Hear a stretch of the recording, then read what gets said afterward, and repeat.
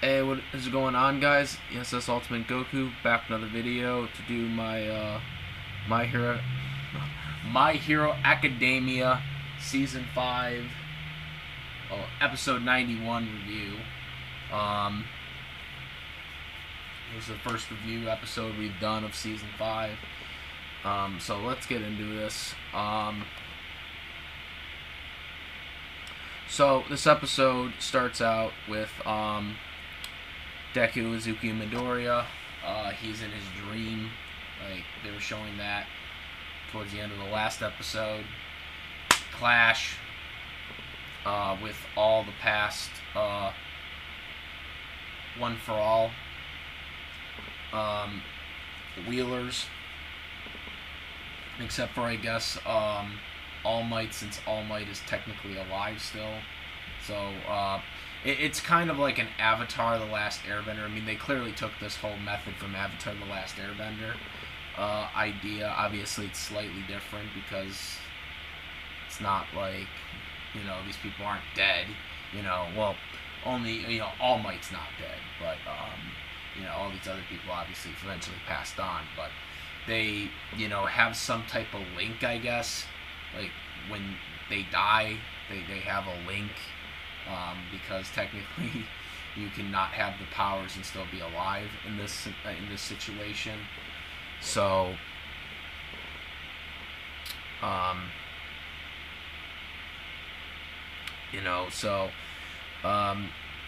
they show the original All for One or One for All Wheeler.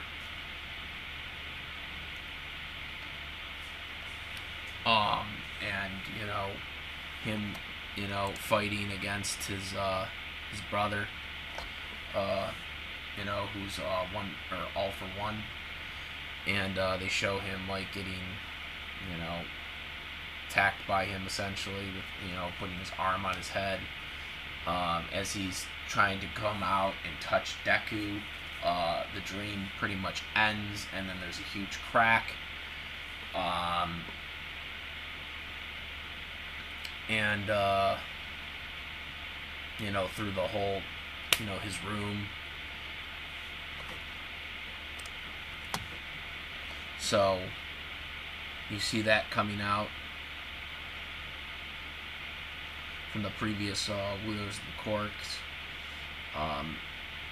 He had the one guy coming in, checking on him, but he just like, yeah, nah, I'm fine, bro. Then he goes on to talk to All Might, who really doesn't have as many answers for him. As a matter of fact, he actually seen something in his visions that All Might never seen, as he claimed. But he said he did have this dream before, but it was not as detailed as Deku had explained it.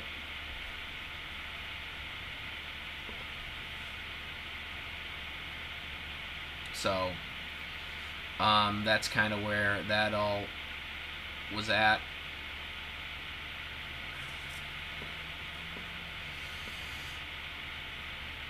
So they kind of go over the stuff, and then they kind of just go to the battlegrounds basically after that, and they're getting ready to go up against Class B. Class A is now going up against Class B in a training mission. However, the brainwashing court guy also will be joining. He went up against Deku in the sports festival.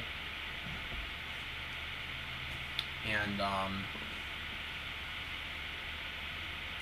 a lot of the people that also came slightly had different stuff to their costumes added. There was also one scene that where Deku, shows off his new equipment with his gloves there, and they showed a flashback with the support girl that really kind of showed on Deku, on top of Deku, and Uraraka didn't really like that. You know, you could tell she was really jealous of that. So,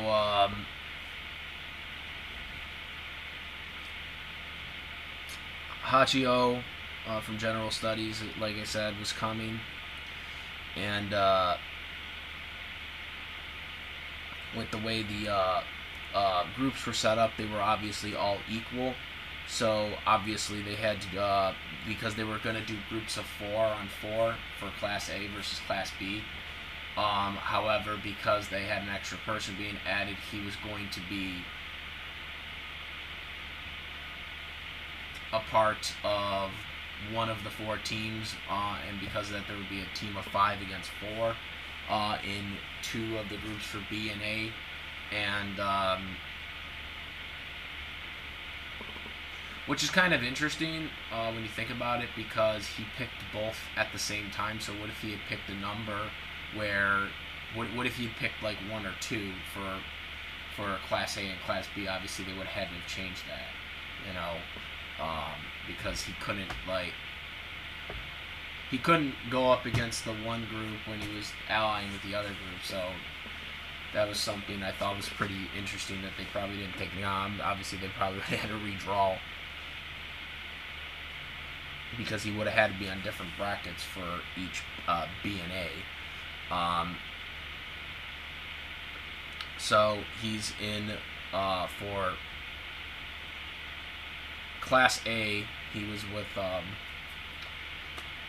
he was in the group with Sue. He was in the group with Sue. And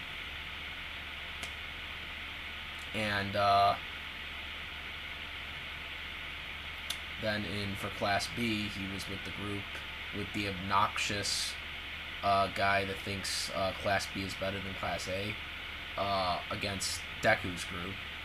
So that's going to be the interesting setup, because Deku is the only person who was able to get out of his brainwashing quirk in the sports festival. He has improved it, as well as the other guys from Class B. They actually even said that Class B, because they studied the traditional way, they actually learned more knowledge than Class A did, because Class A was doing all this, villain hunting and, all this stuff that was going on, which Class B never got to do. So they were training hard, behind the scenes, and actually, I guess, picked up more, even though Class A benefited more to combat experience. So Class B might be a little challenge for our heroes.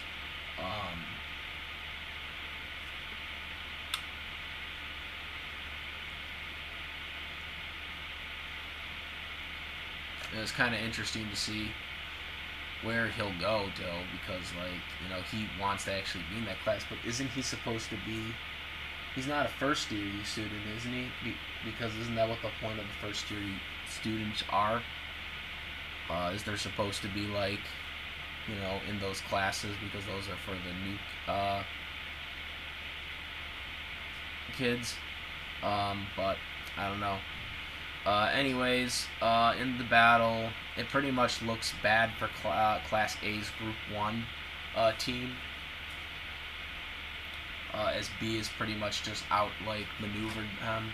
But then we got Hashion, basically uses his brainwashing technique on the big giant, and so he basically takes him out with brainwashing, and they kind of go through the motions of it, and it's a quite interesting way to do it. I mean, it kind of shocked Deku a little bit there, but nonetheless, because now he has the more advanced person chords, that it basically allows him to mimic the voices that are being displayed. So Deku might want to prepare because he ain't gonna be like the sports festival now. So yeah, pretty interesting. Very, very standard. Very standard Eyes episode. A lot of good action from the end of the episode. But we do get a little of the origins, like I said, of One for All. I'm sure that's going to be really a selling point for this season, is to try and figure that out.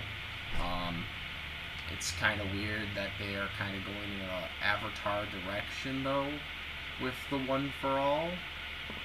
Because, again, it's a little kind of weird, because that kind of line is like for people that are dead, and obviously All Might's not dead. I wish they would still, like, well, I mean, like, the kid, like, that little kid, I mean, we haven't seen her in this season, but, like, why, I still don't know why they still don't use, like, where she, like, you know, goes back in time to when All Might had his ability still.